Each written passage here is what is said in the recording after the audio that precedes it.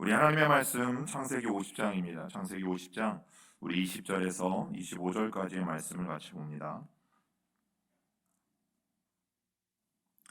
오늘 이제 창세기 마지막 부분 함께 나누도록 하겠습니다. 창세기 50장 우리 20절에서 25절까지의 말씀을 같이 봅니다.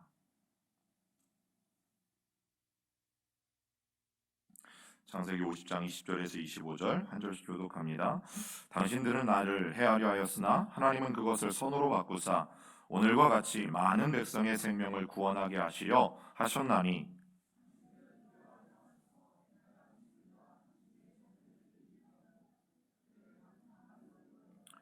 요셉이 그의 아버지의 가족과 함께 애굽에 거주하여 110세를 살며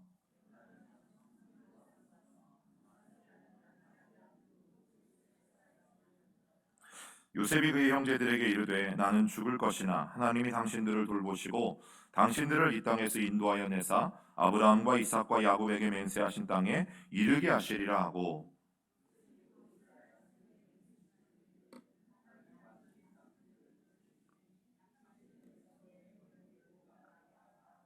아멘. 우리 함께 외쳐봅니다. 교회를 교회되게 예배를 예배되게 나를 사용하소서. 아멘. 주여 말씀하옵소서. 주의 종이 듣겠나이다. 아멘.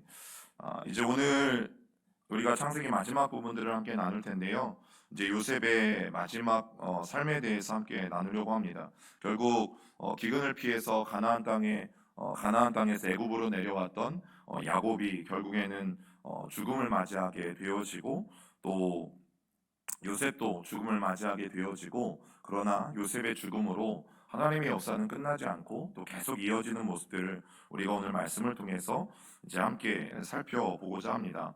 여러분 야곱은 결국 죽게 되어지면서 이제 한 사람 한 사람의 자녀들에게 유언을 남겨지게 되는데 이 48장의 야곱의 유언들을 우리가 자세히 살펴보면 요셉의 두 아들 므낫세와 에브라임 므낫세가 첫째이지만 사실 야곱이 엇갈려서 그들을 축복하죠. 그래서 에브라임과 므낫세 이렇게 축복을 하게 되어지는데 이 요셉의 두 아들을 이제 자신의 아들로 받아들입니다.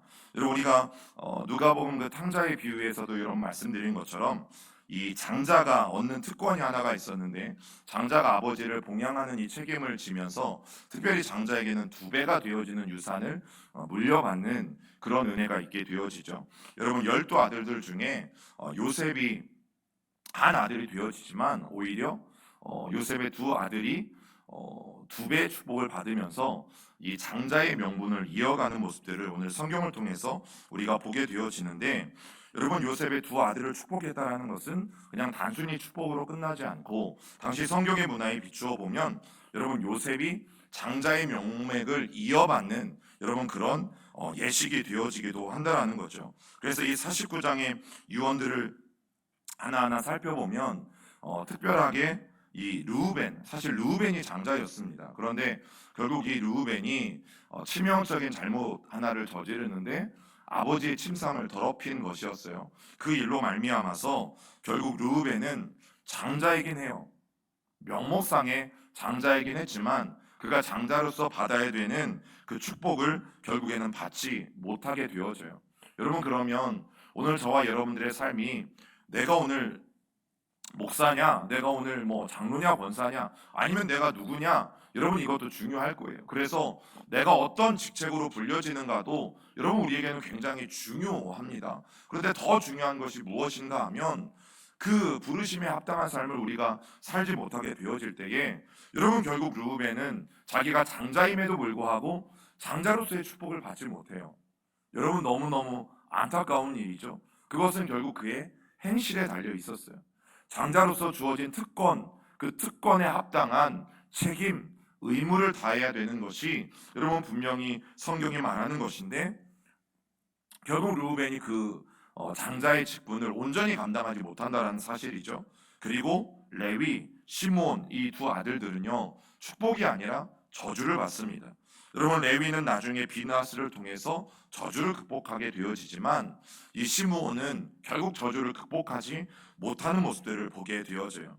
그리고 이제 네 번째 아들 이 유다는 오히려 칭송, 즉 찬송을 받게 되어지는데, 자, 유다에 대해서 어떻게 축복하는지 우리 창세기 49장 10절 같이 읽어보겠습니다. 시작.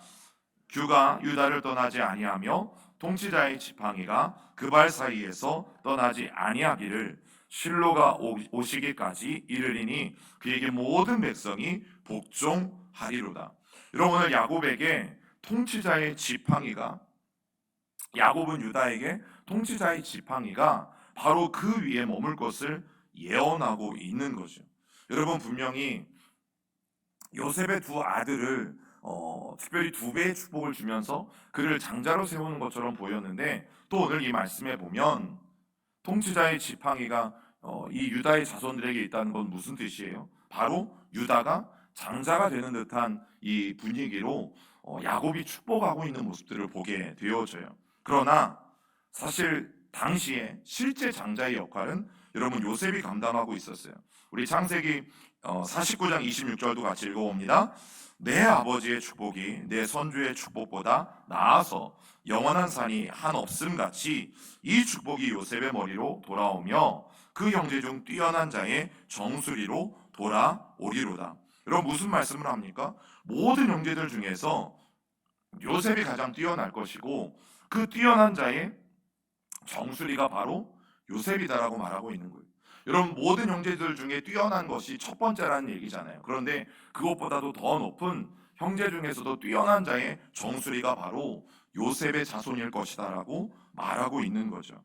여러분, 형제들 중에 뛰어난 것도 모자라서 가장 높을 것이라는 축복을 오늘 성경이 야곱이 요셉과 그의 형제들에게 하고 있는 거예요. 여러분, 그런데 이 예언들을 살펴보면, 여러분, 야곱이 유다에게 한 축복만을 바라보면 통치자의 지팡이, 유다가 장자의 명분을 이어갈 것 같고, 또 오늘 요셉에게 했던 축복만을 살펴보면 또 요셉이 최고라고 이야기하니까 요셉이 장자의 명분을 이어갈 것만 같죠. 여러분, 그래서 이 애매한 축복이 결국 앞으로 12지파의 땅을 분배하는 어떤 기준이라면 기준, 환경이라면 환경, 그것을 결정짓는 굉장히 중요한 역할을 하게 되어져요. 여러분, 결국 이것이 에브라임 지파와 유다 지파 사이에 무한 경쟁을 일으킵니다. 여러분, 그래서 저는 교회 안에서 막 선의의 경쟁 사실 별로 좋아하지 않아요. 선의의 경쟁, 교회 안에 선의의 경쟁이 있을까? 저는 없다라고 생각합니다. 여러분, 오늘 이 에브라임과 이 유다 지파로 말미암아서 결국 나라가 두 동강으로 갈라지게 되어지죠. 여러분, 동서남북을 보시면 우리가 생각하는 것처럼 북쪽이 여러분들의 왼쪽에 있습니다. 여러분, 지도에 보시면 에브라임 산지가 왼쪽에 위치해 있고 가운데 경계선을 두고 유다 지파가 오른쪽에 위치해 있고 유다 지파가 위치한 산지를 유다 산지라고 부릅니다. 사실은 그리고 그 사이에 베냐민이 끼어 있어요. 이 베냐민이 늘 에브라임과 유다 사이에서 완충 역할을 해요. 그리고 결국에는 솔로몬 이후에 여러분 나라가 두 동강으로 갈라지게 되어지죠. 그래서 이 북쪽 이스라엘의 첫 번째 왕이 누가 되어집니까? 여로보암이에요. 느밧의 아들 여로보암은 에브라임 지파 사람입니다. 그리고 솔로몬의 아들이었던 르호보암이 남유다의 첫 번째 왕이 되어서 명맥을 이어가게 되어지는데, 여러분, 에브라임 지파를 중심으로 10개 지파가 북이스라엘에 함께 살게 되어지고, 또 유다를 중심으로 베냐민과 2개 지파만이 남쪽 유다에서 그들의 나라를 이루면서 살아가게 되어지는 것이죠. 여러분, 결국 이 두 지파가 야곱의 애매모호한 축복 덕에 계속해서 으르렁거리며 구약시대 전체를 살아가게 되어지는 거죠. 그런데 이런 갈등이 분명히 해소가 되어져요. 이런 갈등이 분명히 해결이 되어져요. 언제 해결이 되어지는가? 우리 이사야 11장 1절 그리고 13절 같이 읽어봅니다. 시작. 이새의 줄기에서 한 싹이 나며 그 뿌리에서 한 가지가 나서 결실할 것이요 에브라임의 질투는 없어지고 유다를 괴롭게 하던 자들은 끊어지며 에브라임은 유다를 질투하지 아니하며 유다는 에브라임을 괴롭게 하지 아니할 것이요. 여러분, 오늘 이 11장 1절이 말하는 이새의 줄기에서 나오는 한 싹, 그리고 그 뿌리에서 한 가지가 나서 결실할 것인데, 바로 이가 누구를 말하는 걸까요? 예수 그리스도예요. 여러분, 이 예수 그리스도로 말미암아 13절에 보니까 더 이상 에브라임이 유다를 질투하지 않을 것이래요. 그리고 에브라임이 유다를 괴롭게 하지 않을 것이래요. 그리고 똑같이 유다도 에브라임을 질투하지 않고 유다도 에브라임을 괴롭게 하지 않을 것을 여러분 성경은 분명히 말하고 있죠. 결국 이 갈등, 이 경쟁, 이 말도 못하는 서로 안에 형제지간이지만 끊임없이 시기하고 끊임없이 질투하고 끊임없이 경쟁하고 그래서 끊임없이 싸우는 결국 이 모습들이 여러분 언제 해결되어지는가? 예수 그리스도를 통해서 완전히 해결되어질 것을 성경은 말하고 있는 거죠. 여러분, 우리가 요한복음에 가면 예루살렘 예수님께서 갈릴리로 가실 때에 절대 유대인들은 지나지 않는 사마리아, 즉 그 사마리아에 있는 수가성을 지나가시죠. 그리고 그곳에서 한 여인을 만나세요. 그 한 여인에게 예배를 가르치시고 그 한 여인에게 복음을 전하시고 그리고 그 한 여인에게 물을 떠마시면서 주는 물을 마시면서 결국 복음을 선포하시게 되어지죠. 여러분, 이 장면은 단순한 장면이 아니라 이 말씀 그대로 여러분 예수 그리스도가 그동안 반목 가운데 있었던 북이스라엘 지역에 찾아가시고 그 사마리아 사람을 만나신다라는 것은 결국 예수님께서 그 갈등과 오랜 반목과 오랜 싸움과 오랜 아픔 가운데 있는 모든 것들을 하나 되게 하시는 여러분 놀라운 장면이 바로 수가성에 예수님께서 찾아가신 장면이에요. 여러분, 성경 안에는 우리가 좀처럼 이렇게 하나하나 살펴보지 않으면 이해할 수 없는 장면들이 참 많이 있고 그냥 수박 겉핥기식으로 그냥 이런 말씀이구나 하고 넘어가기 쉬운 장면들이 너무너무 많은데 여러분, 바로 성경은 전체가 하나의 메시지로 흐르고 있다는 것을 우리는 잊으면 안 되는 것이죠. 그것은 무엇입니까? 바로 예수 그리스도. 여러분, 결국 예수님께서 이 땅 안에 오셨던 중요한 이유 가운데 하나는 하나 되게 하시는 놀라운 역사를 일으키기 위해 오셨다는 거예요. 여러분, 교회 안에 갈등이 있죠. 사람 사는 곳에 갈등이 있습니다. 가정 안에 갈등이 있죠. 그리고 이 사회 안에도 갈등이 있죠. 여러분, 사람 사는 모든 곳에는 갈등이 있어요. 그런데 결국 예수님으로 말미암지 않고는 하나가 될 수 없다는 것을 성경은 우리에게 분명히 말해주고 있는 거죠. 여러분, 국회의원 선거는 끝났어요. 그런데 저는 이 국회의원 선거를 보면서 너무너무 안타까운 것은 이제 당선된 사람들이 정말 뭐라도 된 것처럼 상대방을 향해서 공격을 퍼붓는 일들을 보면서 너무너무 안타까운 거죠. 선거가 매년 4년에 한 번씩 반복되면 반복될수록 또 나중에 대통령 선거가 또 치러지면 치러질수록 계속해서 이 나라가 하나가 되어지는 것이 아니라 자꾸만 갈등이 계속 되어지면서 분열되어지는 모습들이 여러분 너무나 안타깝지 않으십니까? 결국 오늘 성경이 무엇을 우리에게 말해줍니까? 예수 그리스도가 결국 우리에게 꼭 필요한 이유 중에 하나가 무엇인가? 여러분, 예수님으로 말미암지 않고는 그 어떤 갈등도 해결되어질 수 없어요. 그 어떤 갈등도 하나로 통합되어질 수 없어요. 여러분, 그렇기 때문에 우리 안에 예수 그리스도가 충만하게 자리 잡고 계시는 것은 저는 우리에게 너무너무 필요한 것이다라고 생각합니다. 여러분, 그러면서 결국에는 이제 야곱의 장례가 치러집니다. 성경에 이 창세기 50장 1절부터 3절까지 보면 이 야곱의 장례가요, 당시 애굽의 법에 의해서 왕의 죽음에 준하는 그런 장례仪式으로 치러지고 있는 것들을 보게 되어지죠. 여러분, 우리가 알고 있는 그 애굽의 장례는 뭐예요?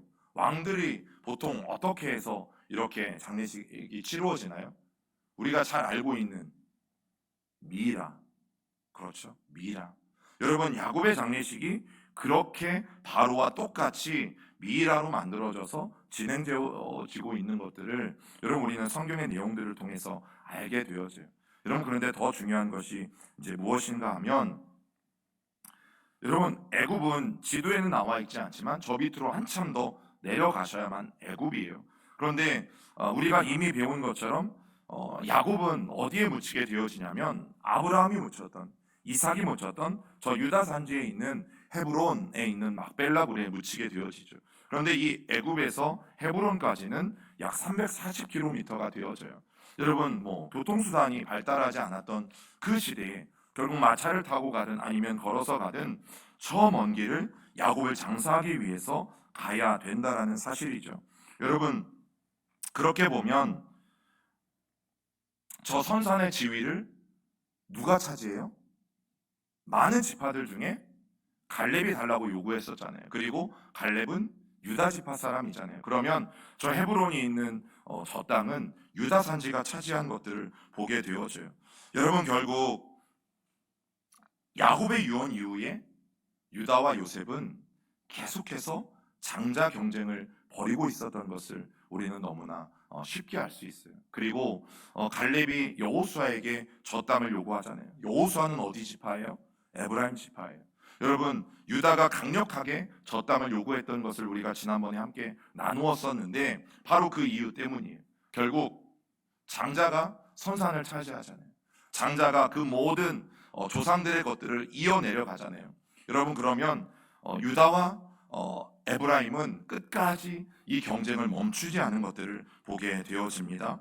자, 창세기 50장 우리 12절 말씀 13절 같이 읽어봅니다. 시작. 야곱의 아들들이 아버지가 그들에게 명령한 대로 그를 위에 따라 행하여 그를 가나안 땅으로 메어다가 마므레 앞 막벨라 밭 굴에 장사하였으니 이는 아브라함이 해쪽 속 에브론에게 밭과 함께 사서 매장지를 삼은 곳이더라. 여러분, 경쟁하는 것들이 글쎄요, 좋아 보일지 모르겠어요. 저는 교회 안에서 선의의 경쟁 절대 있을 수 없죠. 여러분, 선의의 경쟁이 어디 있어요? 경쟁을 하는 이유는 뚜렷하지 않습니까? 내가 이것을 차지하기 위함입니다. 내가 그 자리를 선점하기 위함입니다. 선의의 경쟁 절대 있을 수가 없어요. 그러면 교회 안에서 우리 가운데 필요한 게 뭐예요? 하나님이 나에게 주신 자리와 나에게 주신 각자의 사명이 있잖아요. 우리가 그것을 분명히 기억하고 나는 나에게 주어진 일을 열심히 최선을 다해서 하면 되고, 그리고 혹 내가 그 일들을 빨리 끝내고 내가 그 일들을 잘 끝내서 누군가가 옆에서 아직도 자신의 일을 끝내지 못하고 있다면 또 우리는 마음을 다해서 그 일을 열심히 도와주면 되는 것이죠. 여러분, 교회 안에는 하나님이 나에게 주신 그 각자의 일을 열심히 감당하는 것이 중요하지, 결국 교회 안에서의 경쟁은, 여러분, 오늘 우리가 에브라임 지파와 유다 지파를 보고 있는 것처럼 결국에는 좋지 않은 모습들을 나타낼 수밖에 없다라는 사실입니다. 여러분, 그러면서 결국 야곱이 죽게 되어지고 이제 마지막 5020 비전인데, 이 5020 비전은 창세기 50장 20절 말씀을 의미합니다. 우리 같이 읽어보겠습니다. 시작. 당신들은 나를 해하려 하였으나 하나님은 그것을 선으로 바꾸사 오늘과 같이 많은 백성의 생명을 구원하게 하시려 하셨나니 라고 말씀하고 있죠. 여러분, 이제 아버지 야곱이 죽게 되었어요. 그러면 죽게 된 것으로 끝난 것이 아니라 이 요셉의 형제들에게는 사실 큰 걱정 하나가 남았어요. 그게 무슨 걱정일까요? 지금은 아버지가 살아있으니까 요셉이 자기들을 어찌하지 않았다라고 생각하고 있어요. 분명히 요셉은 형들에게 팔려갔기 때문에 형들에 대해서 굉장한 복수심과 또 보복심에 불타 있을 거라는 생각을 여전히 형제들은 지울 수가 없었던 것이죠. 그래서 자기 아버지가 죽게 되었을 때, 야, 이제 우리는 큰일 났다. 요셉이 우리에게 어마어마한 복수를 할 것이다라는 생각들을 여러분 그들은 하게 되어진 것이죠. 여러분, 그런데 요셉은 알았어요. 형제들을 만났을 때 왜 하나님이 자신을 먼저 그 땅 가운데로 보내셨는지 여러분 요셉은 분명히 알았고요. 그래서 자신의 사명을 어떻게 선포합니까?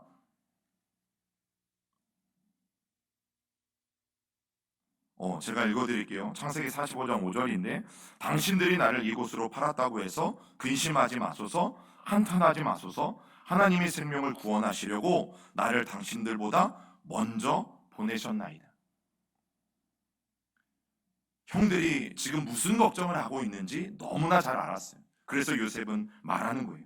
걱정도 하지 말고 근심도 하지 말고 형님들의 잘못으로 말미암아 절대 어떤 다른 생각을 하지 말라고. 왜냐하면 하나님이 나를 구원하시려고, 또 하나님이 우리 모두를 구원하시려고 형님들보다 먼저 나를 이 땅 가운데 보내셨을 뿐입니다 라는 말을 했던 거죠. 여러분, 그런데 이 말씀은 로마서 8장 28절의 말씀과도 같은 말씀이죠. 같이 읽어봅니다. 우리가 알거니와 하나님을 사랑하는 자 곧 그의 뜻대로 부르심을 입은 자들에게는 모든 것이 합력하여 선을 이루느니라. 여러분, 좋은 일이든 나쁜 일이든 실수한 일이든 아니면 계획대로 잘 된 일이든 하나님의 뜻대로 부르심을 입은 사람들에게는 결국에는 그 모든 것들을 하나로 잘 버무리셔서 하나님은 결국 하나님이 뜻하신 바를 이루신다라는 고백을 여러분 오늘 요셉이 하고 있는 것이죠. 그렇다면 여러분, 우리가 이 5020 비전이라고 불리는 이 비전이 뭔지를 알아야 돼요. 자, 이 비전의 의미가 뭐냐면 읽어봅니다. 시작. 첫째, 나를 이렇게 만드신 분은 하나님이시며. 아멘이십니까? 여러분, 오늘 우리가 무엇을 누리든, 내가 오늘 국회의원이 됐든 아니면 내가 남들보다 빨리 승진을 했든 아니면 내가 남들보다 돈을 많이 갖고 살아간들, 이 모든 것은 이렇게까지 하신 분은 누구시다? 하나님이시다. 여러분, 그러면 뭔 자랑을 할 수 있을까요? 또 내가 그 위치에 올라갔다고 해서 그렇게 되어지지 않은 사람들을 향해서 어떤 비난과 어떤 욕을 할 수 있을까요? 내가 한 게 아니잖아요. 나를 이렇게 만드신 분이 하나님이시다. 여러분, 이것이 요셉의 첫 번째 비전이에요. 그리고 두 번째는 뭘까요? 읽어봅니다. 이를 통해 만민의 생명을 구하게 하셨다. 여러분, 이것이 창세기 50장 20절에서 요셉이 선포하고 있는 말씀이에요. 여러분, 이게 쉽게 이야기하면 요셉의 간증이죠. 지금 나를 이렇게 만든 건 하나님이십니다. 그리고 하나님은 나를 이렇게 만드셔서 이 총리의 위치에서 만민의 생명을 구하게 하셨습니다. 여러분, 그래서 실제로 요셉은 7년 풍년 동안 열심히 곡식을 모으고 그 뒤에 오는 7년 흉년 동안에 어떻게 합니까? 그 곡식들을 가지고 애굽 사람들만 살게 만든 것이 아니었어요. 첫 번째는 야곱의 가족들, 그리고 두 번째는 곡식을 구하러 주변에서 찾아오는 모든 사람들의 생명까지도 구하는 일들을 한 거죠. 여러분, 이게 간증이죠. 이제 다니엘 교회를 올해도 우리가 열심히 할 것인데, 왜냐하면 그 중에 분명히 하나님이 주신 메시지들이 있으니까. 근데 저는 늘 궁금한 게 그거예요. 보통 어떤 분들이 간증에 많이 나와요. 지질이 못 살았던가, 아니면 수십억 부도를 내가지고 뭐 쫓김을 당하든가, 그리고 나서 다시 하나님이 뭐 회사를 크게 만드셔서 뭐 수십억 자산가를 얻게 하셨다. 근데 이제 너무 겸손하셔서 그런지 그 다음 얘기가 안 나오는 거죠. 제가 정말 궁금한 거는 요셉처럼 이렇게 하나님이 총리로 세우셨는데 그 다음 하나님이 총리로 세우신 나를 통해서 뭘 하셨는가? 요셉은 뭘 말합니까? 만민의 생명을 구하게 하셨다. 이게 내가 총리가 된 목적이다. 하나님이 나를 수십억의 CEO가 되게 하셨다. 자산가가 되게 하셨다. 그렇게 못 살고 못 배웠던 나를 하나님이 서울대 나오게 하시고 하버드 나오게 하시고 명문대 나오게 하셨다. 그런데 간증들이 다 거기에서 끝나요. 너무너무 아쉬운 거지. 하나님이 나에게 주신 것들을 가지고 뭘 하셨는가? 여러분, 이것을 함께 나누는 게 저는 간증이라고 생각해요. 그리고 이게 5020 비전이에요. 여러분, 하나님이 우리에게 콩조가리 하나를 주셨어도 상관이 없어요. 하나님이 나에게 주신 것 가지고 나는 뭘 했는가? 여러분, 결국 이 5020 비전이 우리에게 말하는 것이 무엇입니까? 오늘 나를 이렇게 만드신 분도 동일하게 하나님이시다. 그러면 오늘 성경이 우리에게 말하는 건 뭐예요? 두말할 필요 없이 그것들을 가지고 한 사람의 생명이라도 구원해야 된다는 거죠. 한 사람의 생명이라도 살려야 된다는 거죠. 여러분, 만민까지 필요 없어요. 수많은 사람들 필요 없어요. 저도 그런 역량이 되지 않는다는 것을 너무 잘 알아요. 그러면 단 한 사람이라도 하나님이 나에게 주신 것들을 가지고 그 생명을 살렸는가? 여러분, 이것이 우리의 비전이 되어야 된다는 거예요. 여러분, 비전은 거창한 게 아니죠. 내가 무엇이 되겠다, 내가 어떤 꿈을 꾸겠다, 내가 어떤 놀라운 삶을 이루겠다. 여러분, 성경이 말하는 비전은 이게 아니죠. 뭐예요? 하나님이 나에게 주신 바로 그것. 그게 뭐든 상관이 없어요. 그것을 가지고 내가 오늘 다른 이의 생명을 구하고 있는가? 살리고 있는가? 여러분, 요셉이 오늘 우리에게 전해주는 메시지가 그겁니다. 은혜를 받았는가? 하나님이 당신을 특별하게 세우셨는가? 아니면 진짜 여기까지 나를 이렇게 인도하신 분이 하나님이 맞는가? 그러면 나가서 하나님의 생명을 살리라는 거죠. 여러분, 요셉이 오늘 우리에게 전해주는 그 비전의 메시지는 그것입니다. 그래서 요셉이 죽을 때에 이렇게 유언하잖아요. 같이 읽어봅니다. 요셉이 그의 형제들에게 이르되 나는 죽을 것이나 하나님이 당신들을 돌보시고 당신들을 이 땅에서 인도하여 내사 아브라함과 이삭과 야곱에게 맹세하신 땅에 이르게 하시리라 하고, 요셉이 또 이스라엘 자손에게 맹세시켜 이르기를 하나님이 반드시 당신들을 돌보시리니 당신들은 여기서 내 해골을 메고 올라가겠다 하라 하였더라. 여러분, 이제 요셉마저 죽으면 이 야곱의 가족들은요 어떻게 해요? 큰일 날 수밖에 없죠. 그리고 애굽에서 빠져나갈 수 있을지 없을지도 미지수였어요. 그런데 오늘 이 말씀에 분명한 하나님의 약속이 드러나잖아요. 하나님이 반드시 뭐 하실 것이다? 당신들을 돌보실 것이다. 여러분, 요셉이 선포합니다. 그리고 반드시 당신들을 이 땅에서 인도하여 내실 것입니다. 아브라함과 이삭과 야곱에게 맹세하신 땅에 이르도록 하나님이 하실 것입니다. 여러분, 분명하게 요셉이 선포하고 있어요. 그러면서 또 하나, 이 땅을 떠나갈 것에 대한 분명한 약속, 내 해골을 메고 올라갈 것이다 라고 여러분, 요셉은 분명하게 말해 주고 있는 것이, 그러니까 내가 죽어도 걱정하지 마십시오. 내가 여기에서 죽는다 해도 당신들은 걱정하지 마세요. 하나님이 당신들을 돌보시고 책임지시고 그리고 마침내 아브라함에게 약속했던 그 땅으로 분명히 올라갈 수 있도록 하나님은 역사하실 것입니다. 여러분, 이 말씀을 통해서 여러분 뭘 느끼세요? 예전의 요셉이 아니잖아요. 그냥 꿈꾼 거 자랑하기에 바빴던, 형들 뭐 눈치 알아볼 것도 없이 그 자기 드러내기에 바빴던 여러분, 그 요셉이 이제는 형제들에게 그리고 자신의 가족들에게 비전을 제시하고 있어요. 여러분, 5020 비전이라는 것은 다른 게 아니라 이제 우리도 비전을 제시할 수 있는 자로 나아갈 수 있다면 여러분, 그것만큼 귀한 것은 없는 거다라고 생각합니다. 자신의 형제들, 자신의 가족들에게 가나안을 꿈꿀 수 있도록 만들었다는 거죠. 여러분, 우리가 복음을 전하는 게 뭡니까? 우리가 그들에게 하나님의 나라가 있습니다. 우리가 죽으면 이 세상에서의 끝이 아닙니다. 영원한 하나님의 나라인 천국이 있습니다. 여러분, 동일하게 요셉이 자기 형제들에게 가나안을 꿈꾸게 만들었던 것처럼 오늘 저와 여러분들이 이 땅에 살아가는 동안 하나님의 나라를 꿈꿀 수 있도록 만들어주는 자가 되어야 되는 거죠. 여러분, 이스라엘 사람들은 이 곳센에 묻어둔 그의 뼈를 볼 때마다 뭘 생각했을까요? 반드시 우리가 돌아갈 것이다, 그 희망을 갖게 되어지는 거죠.